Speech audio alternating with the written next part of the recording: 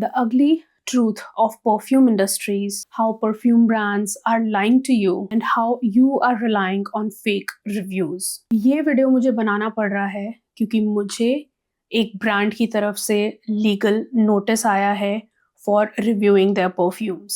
आज से कुछ दिन पहले मैंने एक परफ्यूम रिव्यू डाला था जिसकी बहुत ज़्यादा रिक्वेस्ट्स आ रही थी। इनफैक्ट मैं इंटरेस्टेड भी नहीं थी उस ब्रांड को रिव्यू करने में और मैंने काफ़ी महीनों तक उनकी कोलैबोरेशन रिक्वेस्ट को भी मना कर दिया था। मैंने क्लियरली बोल दिया था मुझे कोई बार्टर, कोई पेड कोलैबोरेशन उनकी तरफ से नहीं चाहिए और उसी चीज़ को मैंने उस वीडियो में हाईलाइट कर दिया था। And when I did not like their perfumes, because that is my personal opinion, I reviewed them as a customer as I bought those perfumes from Amazon. Thank God my brain worked that way और मैंने उन्हें Amazon से order किया था और आज के time पे मेरे पास Amazon की परचेज हिस्ट्री है और पेमेंट मोड क्या यूज़ हुआ है वो सब प्रूफ है। तो let's not get into those specifics, but I just want to tell you that thank God I bought it with my own money and I reviewed those perfumes as a customer. I completely accepted that in that video I was a little informal. I was talking to you guys like how I would talk to you in person. जैसे कैसे आमने सामने दो लोग एक दूसरे से बात करते हैं कि सपोज आप एक स्टोर में हो और आप अपने फ्रेंड के साथ गए हो और उसने वो सामान ऑलरेडी खरीद के यूज़ किया है और आप उससे जाके पूछो कि यार तूने ये यूज़ किया है, तुझे कैसा लगा, और वो बोल दे बकवास है, तू ये टी शर्ट मत खरीदना और ये तो धुलने के बाद ख़राब हो गई थी मेरी, तो इसका कलर भी निकल गया था, इसकी शेप भी ख़राब हो गई थी, ये कपड़ा अच्छा नहीं है, तू मत लेना। ये बिल्कुल वैसा ही है। और इस केस में अगर ब्रांड आके, वो पर्टिकुलर टी शर्ट का ब्रांड आके उस बंदे को ये बोल दे कि भाई तुम तो हमारे ब्रांड को डिफेम कर रहे हो, तुमने हमारे ब्रांड के बारे में ऐसा बोला कैसे कि ये धुल के खराब हो गई, which is actually the truth, तो क्या वो उस पर लीगल नोटिस ठोक देंगे? क्या वो उस पर क्रिमिनल केस लगा देंगे? उस वीडियो को मैंने फिलहाल प्राइवेट कर दिया है बिकॉज उस लीगल नोटिस का पर्पस ही ये था कि मैं उस वीडियो को प्राइवेट कर दूं, उसको और लोग ना देख पाएं और इनके ब्रांड का जो सच है वो बाहर ना आ पाए, because they are paying heavy money to the PR agencies for promotions and they are, मुझे नहीं पता बार्टर कर रहे हैं या पेड कोलैबोरेशंस कर रहे हैं, they are paying multiple influencers to say certain things about their brand. Basically उस ब्रांड को हाइप किया जा रहा है जिसका कि सच मैंने उस वीडियो में बोल दिया था। उस वीडियो को प्राइवेट मैंने इसलिए कर दिया है क्योंकि ये लोग मुझे थ्रेटन कर रहे हैं आज के टाइम पे कि मुझे एक पब्लिक अपॉलॉजी पोस्ट करनी पड़ेगी अपने सारे सोशल मीडिया प्लेटफॉर्म्स पे, अपोलोजाइजिंग टू द ब्रांड कि मैंने इस तरह की गलत बातें उनके अच्छे परफ्यूम्स के बारे में बोली, which is not so. Perfumes बहुत ही सब्जेक्टिव होते हैं। मैंने आपको ये भी बोला है कि जो चीज़ मुझे पसंद आ रही है ज़रूरी नहीं है कि वो परफ्यूम आपको भी पसंद आएगा। मैं हमेशा ये बात बोलती हूँ कि ब्रेन केमिस्ट्री, सेंसेस, नोज सबका अलग तरह से वर्क करता है। So if that particular perfume, क्योंकि मुझे अच्छे से याद है कि उस पूरे वीडियो में अगर 4 परफ्यूम थे तो मैंने एक को खराब बोला था, बाकी 3 को मैंने अच्छा ही बुलाया था। I did not say that don't buy them. एक जो पॉसिबिलिटी थी ना कि मैं उस ब्रांड को शायद दोबारा कहीं मेंशन कर दूंगी किसी कलेक्शन वीडियो में या लोगों को सजेस्ट कर दूंगी वो एक परफ्यूम खरीदने के लिए जो मुझे सबसे अच्छा लग रहा था, वो अब उन्होंने ख़त्म कर दी है। That is not going to happen from my end from now on. और दूसरी चीज़ जो मेरे दिमाग में आती है कि जितना पैसा लीगल नोटिसेस बनाने में, लोगों को थ्रेटन करने में और उनको अपॉलॉजीज के लिए फोर्स करने में, और दूसरा PR स्टंट्स में जो ये लोग पैसा लगा रहे हैं, अगर उस इन्वेस्टमेंट की जगह इन्होंने अपने परफ्यूम्स को बेटर करने में पैसा लगाया होता तो आज ही नौबत आई ही नहीं होती। तो here are some things that I would like to bring to light about perfume community and the perfume industry and brands in general.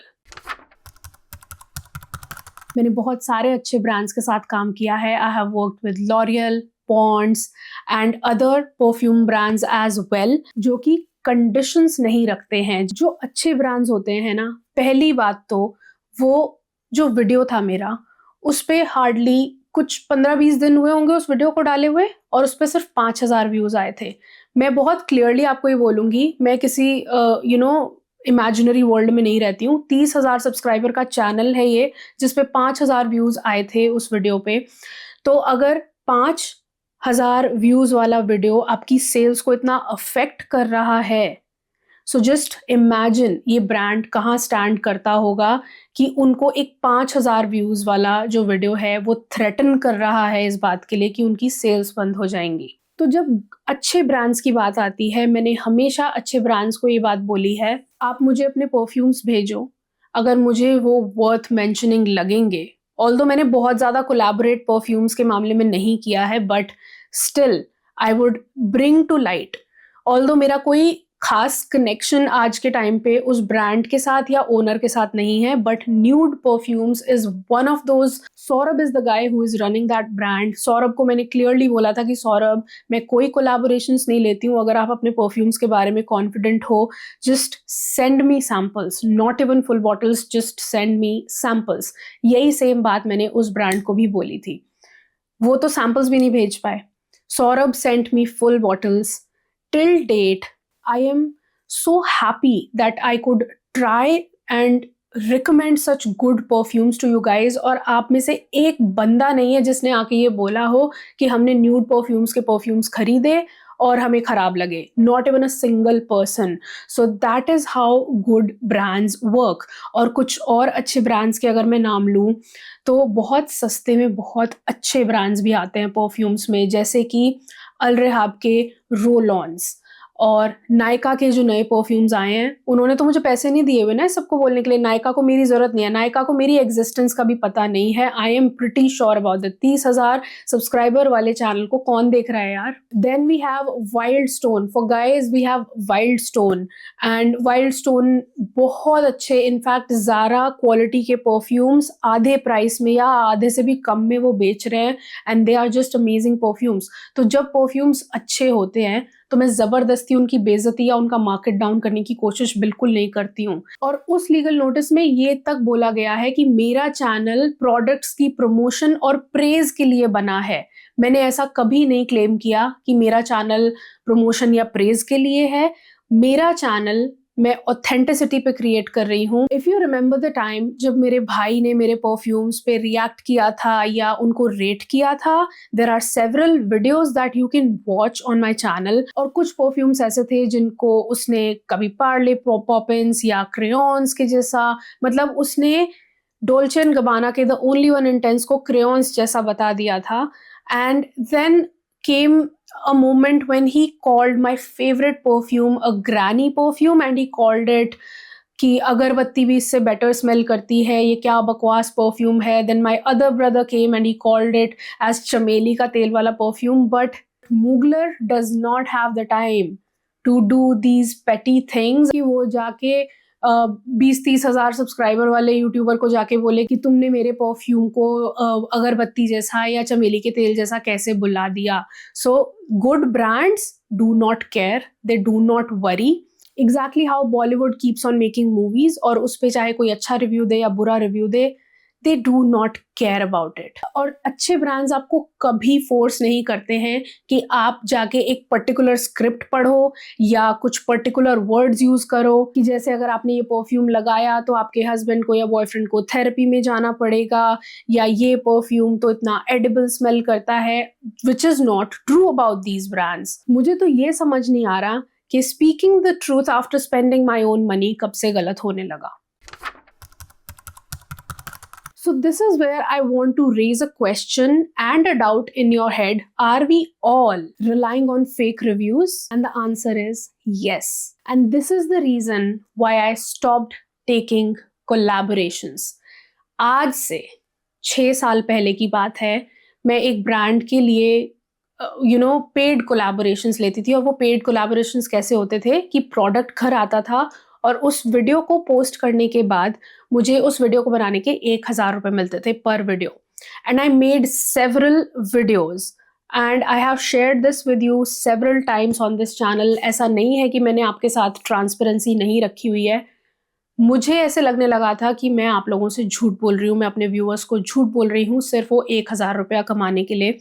That is when I stopped taking those collaborations. And आज के time पे कोई अच्छे से अच्छा brand भी, I will be very very honest with you, मैं आज भी आपको अपना मेल खोल के दिखाऊँ ना, रोज़ के 2 या 3 कोलैबोरेशंस या परफ्यूम्स के या स्किन केयर ब्रांड्स के मेरे पास होते ही हैं, because my channel is growing organically.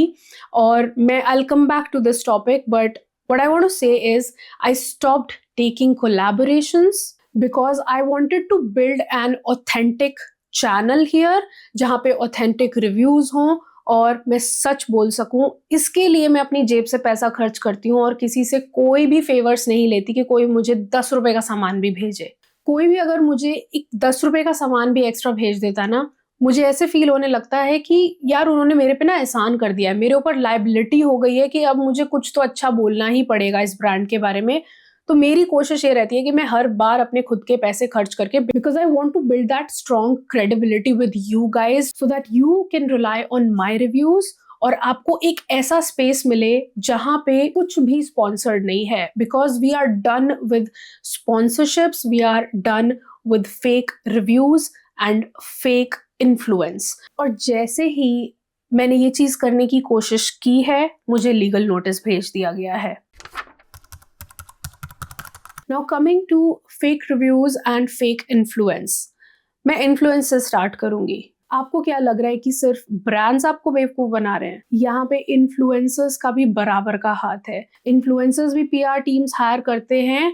कुछ चैनल्स ऐसे हैं जिनके आपको लाखों में सब्सक्राइबर्स दिखेंगे और उसमें से आधे से ज्यादा सब्सक्राइबर काउंट फेक होता है या बूस्टेड होता है। और कभी आप अगर उनके चैनल को क्लोजली जाके देखोगे ना, आप देखना कि शुरू के कुछ घंटों में ना उनके व्यूज थोड़े बहुत ही रहते हैं, लेकिन रात रात में क्या होता है, वो व्यूज एकदम से 60-70 हजार 1 लाख व्यूज एकदम से बढ़ जाते हैं। वो क्या होता है, वो लोग अपने वीडियोस पे बूस्टर्स लगाते हैं। और वो ये क्यों करते हैं? क्योंकि वो ब्रांड्स को ये दिखाना चाहते हैं कि मेरी तो बहुत ज्यादा फॉलोइंग है और इसमें वो लोग व्यूज और कमेंट्स दोनों खरीदते हैं, जिससे कि वो ब्रांड्स को ये दिखा सकें कि मेरी फॉलोइंग बहुत ज्यादा है, मेरी इन्फ्लुएंस बहुत ज्यादा है और मैं जो बोलूंगा या बोलूंगी that will go viral. And because my views are this certain amount, कि मेरे 1, 1.5 या 2 लाख तक व्यूज जाते हैं हर वीडियो पे, सो यू नीड टू पे me this amount of money for a collaboration. तो जब वो इस तरह के जो चैनल्स हैं, जो थोड़े बड़े चैनल्स आपको दिखाई देते हैं, जब ये कोलैबोरेशंस लेते हैं, इनकी सारी कोलैबोरेशंस पेड होती हैं, वो बार्टर कोलैब्स नहीं करते हैं। And when I talk about barter collaborations, यहाँ बात आ जाती है ब्रांड्स की।